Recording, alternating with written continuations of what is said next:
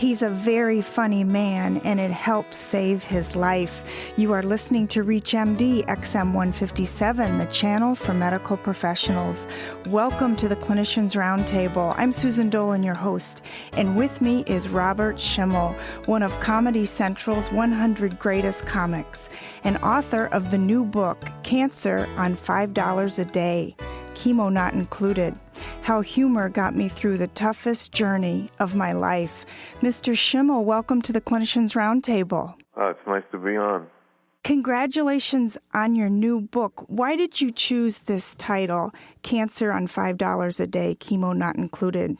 Because I wanted people to know that picked it up and looked at it, that it is about me going through that, but I am a comedian, and there are some lighthearted things in there. And, the first publisher said about, my unplanned journey, stuff like that. And I said, that's great if you're Deepak Chopra or Wayne Dwyer or something. But for me, I want them to know that it's not going to be something too intense and that you can't, read. And the only other choice I liked was when bad things happen to seemingly good people. I loved your book. I read it in one sitting, and it made me laugh and it made me cry. And I think you blended the profound and the lighthearted beautifully. Oh, thanks. I was laughing and crying writing it. I can imagine. What are doctors saying about your book? I've heard from some doctors saying that the message in the book for them is about having the right frame of mind, the right attitude, and not letting go of a sense of humor. And it really doesn't make any difference about whether it's cancer or not that you're dealing with. It just so happens that that's the thing that I was dealing with. But I think that could really apply to just about anybody. I'm a lucky guy, and I have 6 children, so I could never really have the luxury of being able to afford a substance abuse problem, and I don't drink. But I went to a few meetings with some friends to see what it's like, and the serenity prayer is a real thing. I think the hardest thing for most people that I've met going through this thing is people surrendering to the fact that there are some things in life that you have no control over, and they're not connected to punishment. They're, what did I do? And, if I would have done this, maybe this wouldn't have happened. That you just have to say, okay, this is it, and I'm going to do what I have to do to get through it and move forward. You dedicated your book to those who have fought the fight. The dedication reads, think positive, keep the faith, find something to be thankful for each and every day, and laugh. Take it from me, laughter is the best medicine. Explain how laughter helped you. Well, it helped because I wanted to make other people laugh when I was in the hospital, because it was important for me to know that even though cancer was doing what it was doing to my body, it could not touch my soul or my spirit or more my sense of humor. And yeah, I think that laughter's healing, but I think it's also healing for the person on the receiving end of the laughter too, not just the people laughing. You need to laugh, and I'm not going to say I wasn't scared when I went through what I went through, because I was. So I think you just hit a point where only so many things can happen to you in your life, and then you just have to laugh and say, okay, you know what? This is just the way things are, and you deal with it, and that's it. My daughter, when I got diagnosed, said, Dad, it's not fair. And I said, there is no such thing as fair, unless you're talking about a state fair or somebody's complexion. Other than that, just because you're good doesn't mean that something like this can't happen to you. They're not. One has nothing to do with the other, and I think that's, and I have time to go through denial, because I started chemotherapy 2 days after I was diagnosed, so I really couldn't be sitting around thinking this isn't really happening to me. When they put a PICC line in your arm and you start chemotherapy, you're not dreaming anymore. Tell us how you use laughter in the infusion room. Well, the first time I walked in there was at Mayo Clinic in Scottsdale, Arizona. And I walked in, and it reminded me of that poster, The Evolution of Man, except in reverse. There's a mirror and a sink when you walk into this room, and there's about 30 people in there. And I passed myself in the mirror, and I looked completely healthy, because until you start treatment, you don't look sick. That's from chemo and not radiation, not just from cancer itself. And I see people in different stages of what they're going through, and basically looking down the line at what's going to happen to me. I sat down because they said you could sit down or lay down when you get your treatment. And I said, no, I want to sit. I sat next to a guy. I said, how you doing? He said, how do you think I'm doing? I have cancer. And I said, well, so do I. And he said, good for you. And the nurses came over and said, why don't you change your seat, because this guy's got a really bad attitude and he's angry at the world. He's taking it out on everybody, and you don't need that in your life. You need to be positive and have as much positive energy around you while you're going through this treatment. And I couldn't change my seat because I wanted to know why he was the way he was, because I didn't want to turn into him. And it became a challenge to see if I could make him laugh. And I asked him if he went to any support group meetings, and he said he didn't believe in them.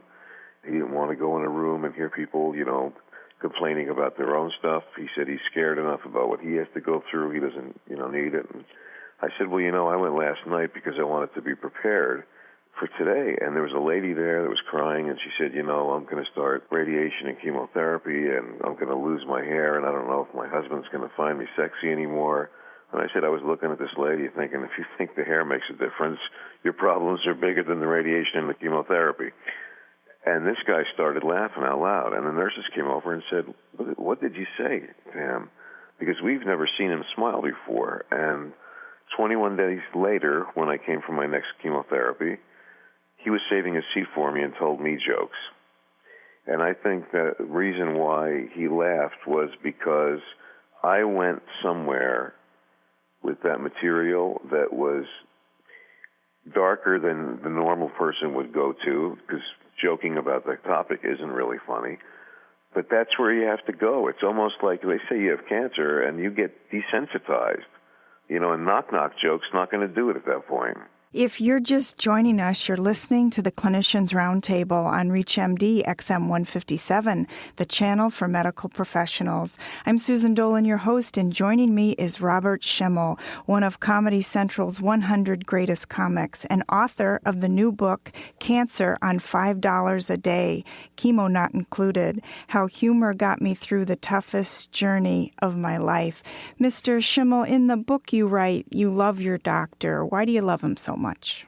I love my doctor because he was very straight with me and put things in perspective so well, so many different ways and times, that I started out, I think, with the right attitude because of him. When I got diagnosed with non-Hodgkin's lymphoma, he had a legal pad. He drew a line down the middle, and he said, Robert, there's Hodgkin's disease and there's non-Hodgkin's. He said, I wish I could be telling you that you have Hodgkin's. And I said, that's just my luck. I get the one that's not named after the guy. And when he said, you're going to start chemotherapy and, you're stage 3, and told me that if the treatment didn't work, that, basically for about 6 months, what I have is if you don't stop it, it's not one of those ones you can have for like years and years. So I started having an anxiety attack, and I asked him for a Xanax or a Valium, and he said, absolutely not. And I said, why? He said, because that's not on the protocol for non-Hodgkin's lymphoma. And I said, I don't want a prescription. I just want one just for right now because I'm like freaking out. And he said, well, Robert, who wouldn't after hearing what I just told you? He said, but if I give you the Xanax now, tomorrow morning when you wake up, the Xanax is gone and you still got to face the lymphoma. That's not going to be gone. And he said, so let me ask you something. If you're fighting someone for the heavyweight championship of the world, what would you do? You'd hire a trainer, you'd get a nutritionalist, you'd have a sparring partner, you'd wake up early in the morning and do road work, you'd get videotapes of all of your opponent's fights so that you could study them and know everything there was about him. So when you stepped in for the battle of your life, you knew all of your foes' strengths and weaknesses. He said, wouldn't you do that? Or would you take a Xanax? And that really put me in the right frame of mind. I thought you made a great point that when you participated in those treatments, you had some peace. And if you had an hour of peace here and there, that's a great thing. It is. The Mayo Clinic was great because everything's pretty organized there. It's the first time, when you go in and you're going to get treatments and you get an itinerary. I've never had an itinerary before. I think you could have the best doctor, the best medication, be in the best hospital. If your attitude's not in the right place, then, you're just fighting against that stuff. And even when I got chemotherapy, I knew that I could put on headphones, listen to a comedy CD for an hour, or watch a comedy movie on DVD, and I would get lost in it and laugh. And all those things did wind up being an escape, and you need that, because not only are there the sides that are hard to deal with the treatment-wise, but then you have a whole other thing, and that's your parents and your family and your friends who don't know what to say when they come in the door. I mean, if your door's closed and they walk up to it, then they're taking that deep breath before they turn the knob, and they're going to walk in, they're going, oh, God, what am I going to see when I come in here? And I think that if you have a good sense of humor and you can make light of what you're going through or make light of anything at that moment, that you let your friends and your family off the hook emotionally. And then they think, you know what, this isn't as bad as I thought it was, and they can go back to being themselves around you. I mean, you do have bad days when you're on chemotherapy. I mean, it's not every day isn't a picnic, and you're entitled to have bad days. And some days you're not in the mood for a 24-hour cheerleader. Sometimes it's okay. Sometimes it's pretty hard to take. You know, I've had some friends have asked me, what do you do? And I said, don't do that when you visit someone, because if you're feeling really bad and your friend comes in and says, hey, 2 more treatments and we're going to be out on the golf course drinking beer and doing this, then in your head you're thinking, wow, this is really great. Now I got to put on a happy face for this guy because he can't handle what I'm going through. And instead of him being a shoulder for you to lean on, you have to be strong to him. And it's kind of weird to have to carry somebody else and keep yourself up at the same time. And I do love doctors, but not as much as nurses, because doctors, they do their guest appearance in your room for 2-3 minutes at 5:30, 6 o'clock in the morning, and then you don't see them till the next day. When it's 2 o'clock in the morning and you're having those anxieties about, boy, if this treatment doesn't work, then what? Then you got some nurse that's sitting on the edge of your bed with you and holding your hand and telling you other people's success stories, and it's about the closest thing to having your mom go through this with you. And I have the utmost respect for nurses. I know what some of them make, and I know it's not for the paycheck that they're doing it, because I wouldn't do some of the stuff they do for the money they make. Robert Schimmel, thank you so much for joining us to discuss your new book, Cancer on $5 a Day, Chemo Not Included, How Humor Got Me Through the Toughest Journey of My Life. I'm Susan Dolan. You've been listening to the Clinicians Roundtable on ReachMD XM 157, the channel for medical professionals. We welcome your comments and questions at ReachMD.com, which now features on-demand podcasts of the ReachMD library. Thank you for listening.